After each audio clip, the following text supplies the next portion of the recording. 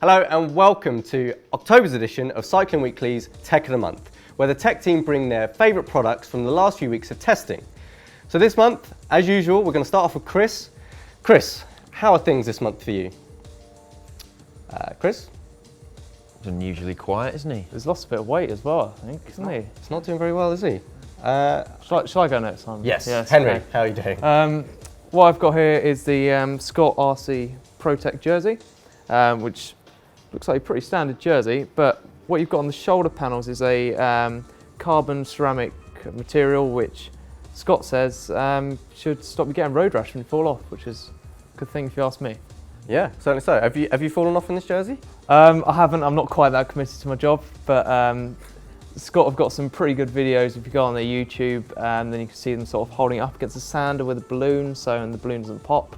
So sounds pretty good to me, and it's a really good jersey in general as well. Cool. Is it just in the sleeve that the protection lies? Yeah, it's just in the sleeve. They also have shorts, which it runs down the side, and they've got gloves, which is on the hand panel, so if you fall off.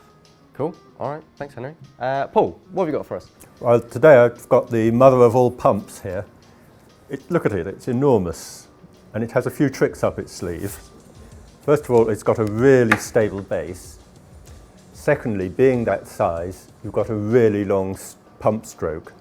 And thirdly, it has these hooks on the side, so you can actually use it to hold up your bike. So when you get to a race, you can put your bike in it, hold it up, pump up your tyres, and you're ready to go.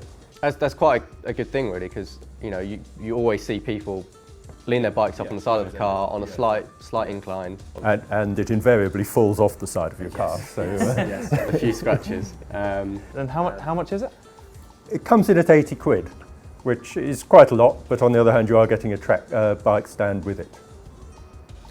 Thanks, Paul. And as Chris is being particularly quiet this month, I guess I should show the product I have, which is Castelli's Pave waterproof jacket.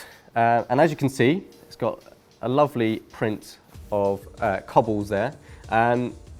Completely waterproof, mostly thanks to external seam taping.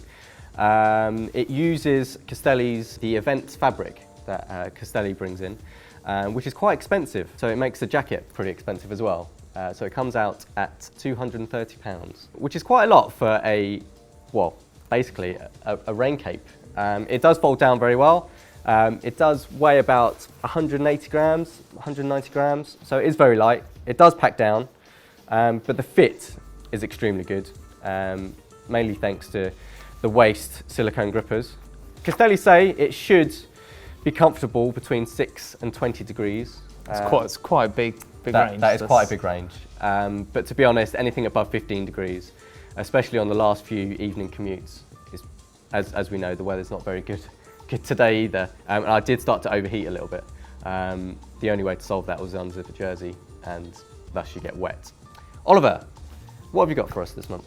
I have got the PowerTap P1 pedals, which are the latest pedal-based power meter to hit the market. And I've been riding them for the last couple of months, testing them quite extensively, and they're superb, really.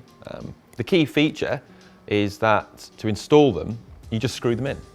And there's no specific torque settings required or special tools like you have with Garmin Vector or other power meters. You just plug them in and go. So if you've got a winter bike, a time trial bike, or whatever, or even a commuter bike, these are really easy to swap between any bikes, and it makes them incredibly useful.